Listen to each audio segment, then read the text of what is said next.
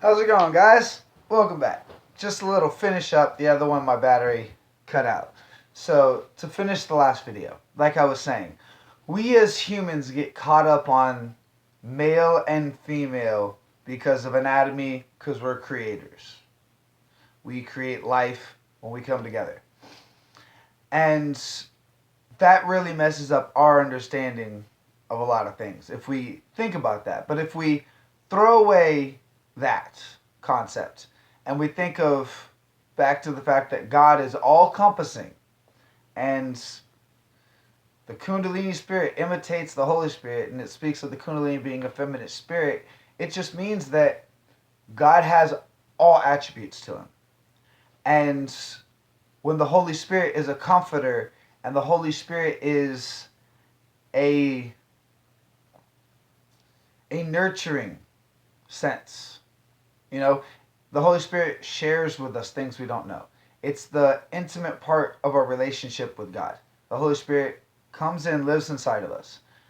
So, this is just so Confession Seconds knows what's going on.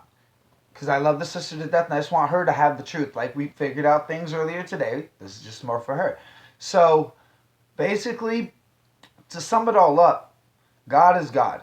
Before anything else, you had God. And you had Abba, Father, Jesus Christ, and the Holy Spirit. God encompasses all. There was no female until Adam was lonely.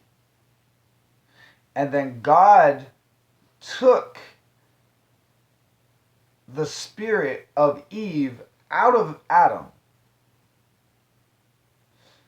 So, within seeing this, God has revealed to me that every single male soul has a female soul taken from it. Now, all that I'm saying is we all have soulmates. And God first created Adam. There was no females. Then God took Eve from Adam. I'm not saying Adam was a hermaphrodite. A lot of people try to throw that in there, and that's not what I'm saying. All I'm saying is God showed me, and you can even look it up in the Bible, Adam had Eve taken from his rib. So when God created man, he created Adam, and then he saw Adam was lonely, and then pulled Eve from him, creating soulmates that are two separate souls. And so when I say that the Holy Spirit is a feminine spirit, that has nothing to do with male or female. It has all things to do with the attributes attended to what a mother or a comforter would have. Has nothing to do with God being a female, because God's a guy. We all know God's male. But the Holy Spirit has the attributes that are comforting, that are feminine. That's not a female. God is still a God, but he's a God that encompasses all. So, if God encompasses all, and it was him in the beginning, the Abba, Father, Jesus Christ, and the Holy Spirit, in the beginning, and then he created the angels, there was no female angels. Alright? There was no reason, because angels didn't reproduce. Then, God created man, and created Adam, and then Eve, to reproduce, to be fruitful, and to give off children and offsprings. You see, the difference between us and angels is we can create on a microscopical level compared to God, but we still can create, and angels can't. All they can do is imitate. Hence, the Kundalini spirit being a feminine spirit, imitating the Holy Spirit. Not a female, attributes. When we think of spiritual, we think of personalities and attributes. Perfect example.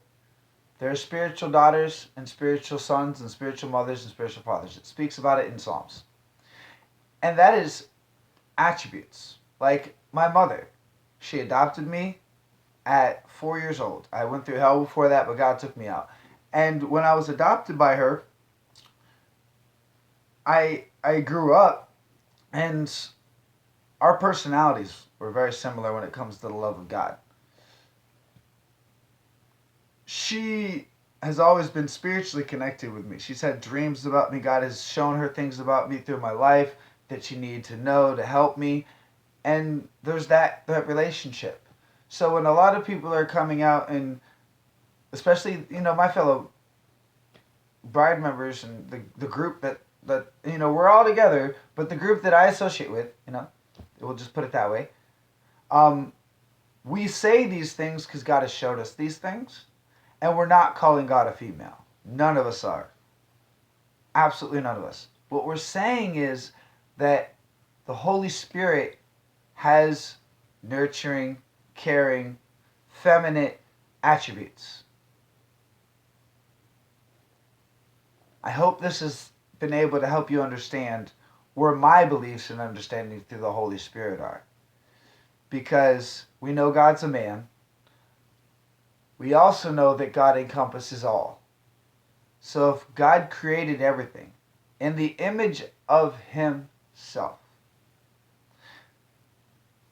there are attributes that God put into his creation that are attributes of his own. I just pray so many people would get off the whole trying to put God in a box and understand when we explain God's revelation as he's explained to us as the feminine spirit, that it's not calling God a female. It's just speaking about the attributes and the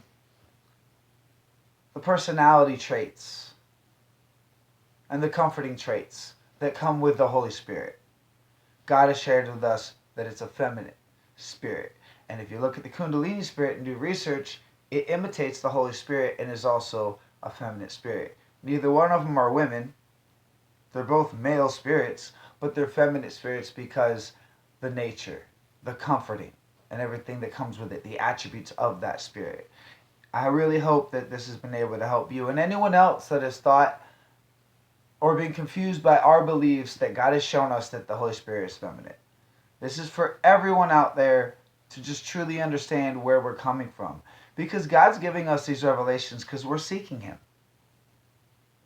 And sometimes, people just misunderstand what we're trying to say because we get stuck on human lingo and terminology. And it's not about man, it's about God. And I love you guys with all my heart. I really do. Have a blessed day. See you guys tomorrow.